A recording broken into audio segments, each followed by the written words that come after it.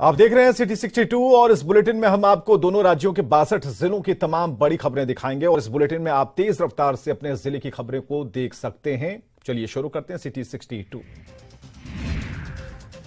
बेगूसराय के कुलवारा मस्जिद के पास अपराधियों ने ताबड़तोड़ फायरिंग की है। अपराधियों ने दिन दहाड़े गोलीबारी की घटना को अंजाम दिया है। गोलीबारी के बाद मौके पर हड़कंप मच गया।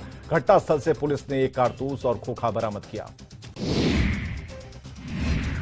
औरंगाबाद में सांसद सुशील कुमार सिंह की दिलेरी सामने आई है। सांसद ने एक महिला से चेन लूटकर भाग रहे 3 सड़क लुटेरों को हथियार के साथ दबोच लिया। सांसद ने लगभग 10 किलोमीटर तक पीछा कर अपराधियों को दबोचा। अपराधियों के पास से एक ऑटोमेटिक पिस्टल, एक देसी कट्टा और 7 कारतूस बरामद किए गए।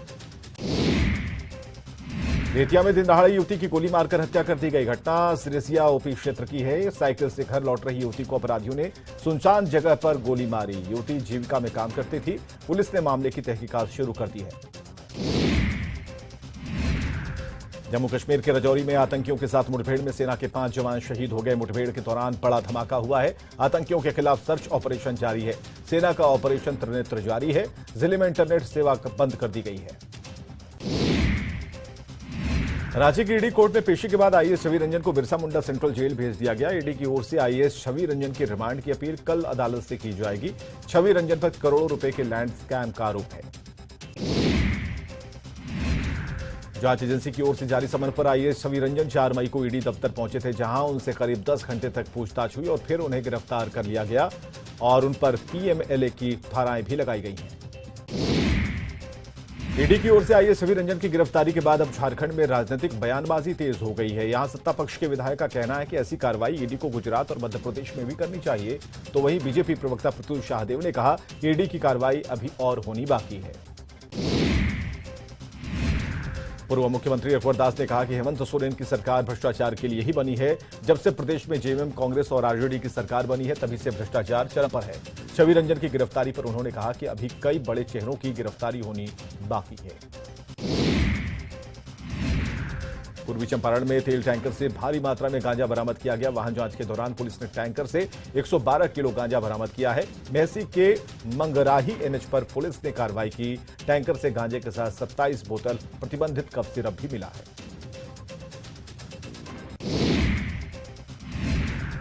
मुजफ्फरपुर के बोचा थाना क्षेत्र में एक मुखिया का कारनामा सामने आया है। एक विधवा के खाते से 1.5 लाख रुपए ट्रांसफर कराने का आरोप स्थानीय मुखिया पर लगा है। पीड़िता ने इसे लेकर बोचा थाने में मामला दर्ज कराया है। एसडीएम ने पूरे मामले की जांच के आदेश दिए हैं। वैशाली में नाबालिग लड़की से गैंगरेप की वारदात को अंजाम दिया गया। गांव के ही 2 युवकों पर हैवानियत का आरोप है। आरोपियों ने लड़की को जान से मारने की धमकी दी। पुलिस ने एक आरोपी को गिरफ्तार कर लिया। लखीसराय पुलिस ने बढ़ैया में राजेश सिंह हत्याकांड में मुख्य शूटर को गिरफ्तार किया। पुलिस ने रंजन पासवान उर्फ लंगड़ा को गिरफ्तार किया। आरोपी पर बढ़ैया थाने में आधा दर्जन केस है। मृतक की बहन के साथ अवैध संबंध को लेकर हत्या की वारदात को अंजाम दिया गया था। गोपालगंज में पुलिस ने एक ट्रक से प्रतिबंधित 60 लाख से ज्यादा की कफ सिरप को बरामद किया है। तरबूज में छिपाकर नशे के लिए फेंसाडील कफ सिरप लाई जा रही थी। मामले में पंजाब के रहने वाले 2 तस्करों को पुलिस ने पकड़ा है। समस्तीपुर पुलिस की मोबाइल रिकवरी टीम ने 16,50,000 से ज्यादा की कीमत के 57 मोबाइल को बरामद किया। ये सभी मोबाइल विभिन्न थाना क्षेत्रों में झपट्टा मारकर छीनने और चोरी के मामले में गायब हुए थे। मोबाइल हाथ में आते ही मोबाइल धारकों के चेहरे पर खुशी छलक पड़ी। कोडरमा में हाथी के हमले में एक व्यक्ति की मौत हो गई। मरकच्चो थाना क्षेत्र के पपलू पंचायत के अंबाडीह की ये घटना है, जहां शादी में ढोल बजाकर लौट रहे लखन दास पर हाथी ने हमला बोल दिया। सिर कुचलने से मौके पर ही उसकी मौत हो गई।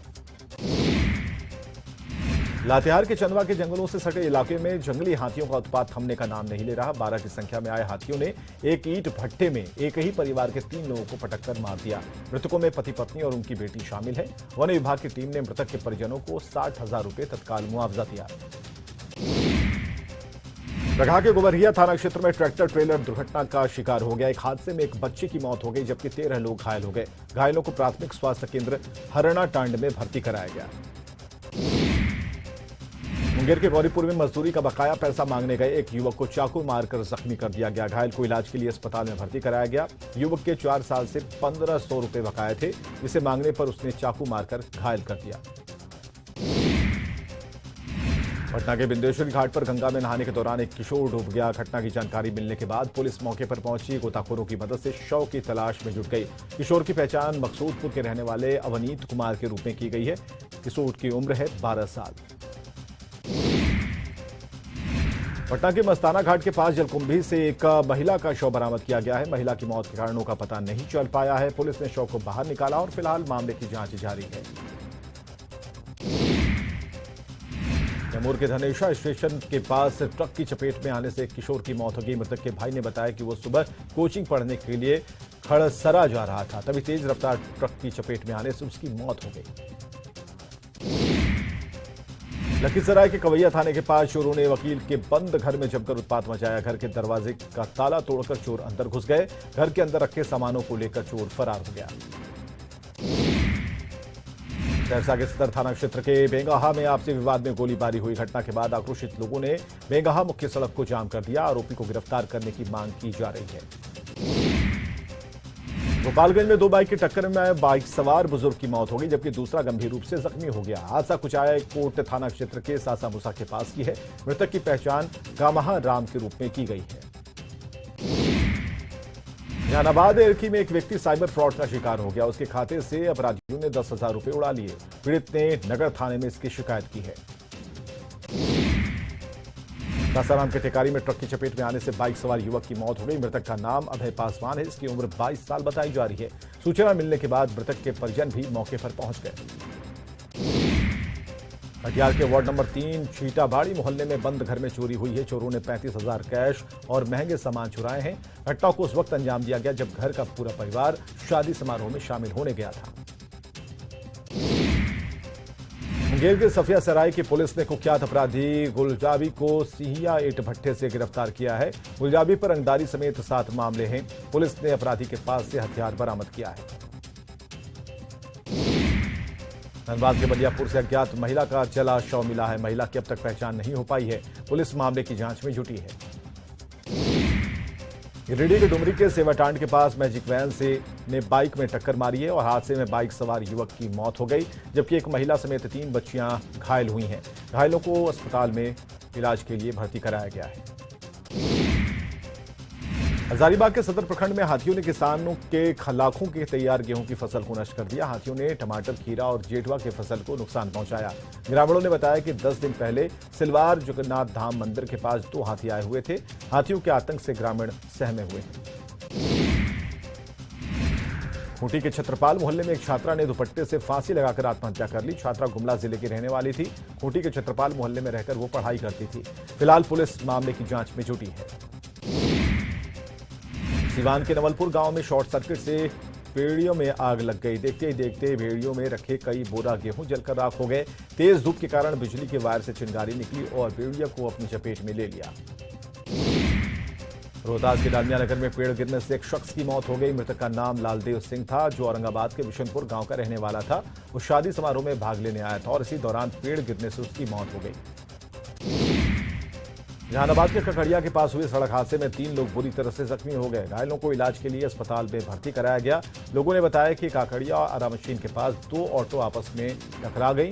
ऑटो पर सवार 3 लोग बुरी तरह से घायल हुए हैं। कटिहार के सिविल कोर्ट परिसर में स्टैंप वेंडर की दुकान में आग लगी और इस घटना में लाखों का नुकसान हुआ है। आगलगी से लगभग 5,000 कागजात जलकर राख हो गए। फिलहाल आग लगने के कारण स्पष्ट नहीं हो पाए। मधेपुरा के फुलौत में वज्रपात से एक युवक की मौत हो गई। बताया जा रहा है कि युवक अपनी मां के साथ मवेशी के लिए घास लेकर जा रहा था। इसी दौरान ठनका गिरने से उसकी मौत हो गई, जबकि उसकी मां बाल बची है। गोपालगंज में सड़क हादसे में 2 लोगों की मौत हो गई। घटना कटेया थाना क्षेत्र के भाटवा गांव के पास की। सड़क पार करने के दौरान अज्ञात वाहन ने दोनों को टक्कर मारी। घटना में दोनों की मौत हो गई। भागलपुर में केंद्रीय राज्य मंत्री अश्विनी चौबे के बेटे अजित चौबे से ठगी मामले का खुलासा हुआ है। पुलिस ने मामले में मास्टरमाइंड समेत 3 अपराधियों को गिरफ्तार किया है। सिटी एसपी अमित रंजन ने घटना की जानकारी दी है। प्रदेश बीजेपी अध्यक्ष सम्राट चौधरी और नेता प्रतिपक्ष विजय सिन्हा नालंदा के मनीराम अखाड़ा पहुंचे। दोनों नेताओं ने भगवान श्री राम की पूजा अर्चना की। सम्राट चौधरी ने सरकार पर जानबूझकर दंगा करवाने का आरोप लगाया। सम्राट चौधरी ने कहा कि जिस दिन घटना हुई उस दिन पुलिस कहां थी। पुलिस ने चोरी छिपे भगवान को अखाड़े में लाया है। सम्राट चौधरी और नेता प्रतिपक्ष विजय सिन्हा ने भगवान श्री राम की आरती की और नीतीश सरकार पर तुष्टीकरण का आरोप लगाया। प्रदेश बीजेपी अध्यक्ष सम्राट चौधरी और नेता प्रतिपक्ष विजय सिन्हा नालंदा के मनीराम अखाड़ा पहुंचे। बीजेपी नेता यहां धरने पर बैठ गए। बीजेपी नेताओं ने सरकार पर तुष्टीकरण का आरोप लगाते हुए घटना की न्यायिक जांच की मांग की। जातीय गणना पर लालू प्रसाद ने ट्वीट किया है। ट्वीट कर लालू प्रसाद ने कहा कि जातीय गणना होकर रहेगी। जातीय गणना बहुसंख्यक जनता की मांग है। लालू ने बीजेपी पर गणना से डरने का आरोप लगाया। जातीय गणना पर लालू के ट्वीट पर बीजेपी प्रदेश अध्यक्ष सम्राट चौधरी ने तंज कसा। सम्राट चौधरी ने कहा कि लालू ने अपने राज्य में किसे आरक्षण दिया? जातीय गणना में आरजेडी थी ही नहीं, हम लोगों ने सरकार में रहकर इसे आगे बढ़ाया। जातीय गणना पर जेडीयू के राष्ट्रीय अध्यक्ष ललन सिंह ने बड़ा बयान दिया। ललन सिंह ने आरोप लगाया कि बीजेपी शुरू से ही पर्दे के पीछे खेल खेल रही है। बिहार में जातीय गणना नहीं हो, इसके लिए प्रयास कर रही है। कोर्ट के फैसले के बाद सरकार आगे उचित कदम उठाएगी। बीजेपी सांसद संजय जायसवाल ने जातीय जनगणना को लेकर सीएम नीतीश पर निशाना साधा। संजय जायसवाल ने कहा कि सीएम नीतीश जातिगत गणना के जरिए समाज में फूट डालना चाहते हैं। वे समाज में वैमनस्यता और दुश्मनी फैलाना चाहते हैं। जातीय गणना के मुद्दे पर बिहार कांग्रेस के पूर्व अध्यक्ष मदन मोहन झा ने बीजेपी पर निशाना साधा। मदन मोहन झा ने कहा कि बीजेपी दो लाइन पर रहती है, बीजेपी का स्टैंड ही क्लियर नहीं है। जातीय गणना के बहाने केंद्रीय मंत्री गिरिराज सिंह ने नीतीश लालू पर हमला बोला। गिरिराज ने कहा 33 साल में सिर्फ 2 जातियों को फायदा मिला है, बाकी जातियों को कोई फायदा नहीं मिला। हम कोर्ट के फैसले का सम्मान करते हैं। जेडीयू एमएलसी नीरज कुमार ने बीजेपी विधायक हरिभूषण ठाकुर बचौल के शिक्षा पर सवाल उठाए हैं। नीरज कुमार ने बचौल के उस एफिडेविट का हवाला देते हुए उनके स्नातक होने पर सवाल उठाया। उन्होंने कहा कि बचौल महिला कॉलेज से स्नातक कैसे कर सकते हैं। पटना के नौबतपुर में केंद्रीय मंत्री गिरिराज सिंह ने बागेश्वर धाम के दिव्य दरबार की तैयारियों का जायजा लिया। गिरिराज ने सीएम नीतीश पर तुष्टीकरण का आरोप लगाया। गिरिराज सिंह ने कहा कि जिस बजरंगबली की सेना जागेगी उस दिन सारी सेनाएं चुप हो जाएंगी। कोई माई का लाल बाबा बागेश्वर के कार्यक्रम को रोक नहीं सकता। देवघर के ठाड़ी दुलमपुर के पास बीजेपी कार्यालय के भवन निर्माण का काम शुरू हो गया। इस दौरान बीजेपी के प्रदेश अध्यक्ष दीपक प्रकाश मौजूद रहे। उन्होंने कहा कि कार्यालय बनने से कार्यकर्ता और नेता आम जनता की समस्याओं को उनके बीच रहकर सुन पाएंगे।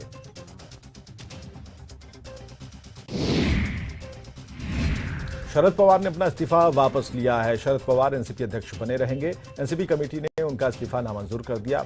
18 सदस्यीय कमेटी ने उनका इस्तीफा नामंजूर किया है।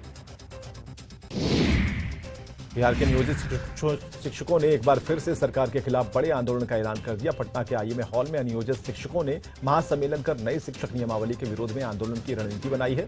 12 मई से 14 मई तक शिक्षक विधायकों के आवास का घेराव करेंगे। पलामू के रेहला में शिव मंदिर के पास हनुमान जी की चांदी की मूर्ति मिलने से सनसनी मच गई। ये मूर्ति पीपल पेड़ के नीचे रखी थी। जैसे ही खबर फैली तो ग्रामीणों की भीड़ उमड़ पड़ी। ये शिव मंदिर रेहला के रेलवे स्टेशन रोड पर है। मूर्ति के दर्शन के लिए आसपास के गांवों से ग्रामीणों का तांता लग गया। धनबाद के देवघरा गांव के लोग पानी की समस्या से परेशान हैं। लोग मिट्टी खोदकर कुआं से पीने का पानी उसकी व्यवस्था कर रहे हैं। गांव में कई चापाकल हैं जिसमें अधिकतर खराब हैं। जो सही हैं उनमें जलस्तर नीचे होने के कारण पानी नहीं आ रहा। बिहार में लोगों की जान को दांव पर लगाकर व्यावसायिक भवन बनाए जा रहे हैं। धड़ल्ले से उसमें मॉल या फिर दूसरे व्यावसायिक प्रतिष्ठान चल रहे हैं। आरटीआई से पटना में एक चौंकाने वाला खुलासा हुआ, जिसमें राजधानी पटना में मात्र 12 ऐसे व्यावसायिक भवन हैं जिनको फायर सेफ्टी विभाग की ओर से एनओसी दिया गया है। झारखंड के राज्यपाल सीपी राधाकृष्णन ने बोकारो के नवाडीह में उत्क्रमित मध्य विद्यालय चपरी का दौरा किया। राज्यपाल ने वहां छात्र छात्राओं और ग्रामीणों से मुलाकात की। राज्यपाल ने कहा कि राज्य की ग्रामीण जनता राजभवन नहीं पहुंच सकती है, इसके कारण आज खुद राजभवन उनके पास आया है। खूंटी के मुरहू में बनई नदी पर ग्रामीणों ने श्रमदान कर बोई बांध बनाया। मुरहू प्रखंड के वीडियो ने भी ग्रामीणों के साथ श्रमदान किया। नदी में पानी रहने से आसपास के चापानलों का जलस्तर भी बढ़ेगा, जिससे गांव में जल संकट से निजात मिलेगी। पश्चिमी सिंहभूम के चक्रधरपुर सोनुआ गोइलकेरा सड़क में 5 साल से पुल का निर्माण अधर में लटका है। करोड़ों रुपए का पुल करीब 5 साल से बनकर तैयार है, लेकिन जमीन अधिग्रहण की समस्या को लेकर पुल का अप्रोच रोड नहीं बन पाया, जिससे यह पुल 5 पिलरों में झूल रहा है। मुख्यमंत्री नीतीश कुमार ने जेल के कैदियों के लिए एम्बुलेंस सेवा की शुरुआत की है। राज्य के सभी 23 जेलों में बंद कैदियों के लिए एम्बुलेंस मुहैया कराई गई है, ताकि जेल में बंद कैदियों की आपात स्थिति में तबीयत बिगड़ने पर उन्हें अस्पताल में पहुंचाया जा सके। ये सभी एम्बुलेंस आधुनिक सुविधाओं से लैस हैं। आज भगवान बुद्ध की 2567वीं जयंती है और इस मौके पर बोधगया में भव्य समारोह का आयोजन किया गया। कार्यक्रम में बिहार के राज्यपाल राजेंद्र विश्वनाथ आर्लेकर शामिल हुए और भगवान बुद्ध की पूजा की। भगवान बुद्ध की जयंती और बुद्ध पूर्णिमा के मौके पर छपरा में स्टैंड आर्टिस्ट अशोक ने भगवान बुद्ध की आकर्षक प्रतिमा बनाई है। इस प्रतिमा के जरिए अशोक ने लोगों को बुद्ध पूर्णिमा की शुभकामनाएं दी और भगवान बुद्ध की प्रतिमा लोगों के आकर्षण का केंद्र है।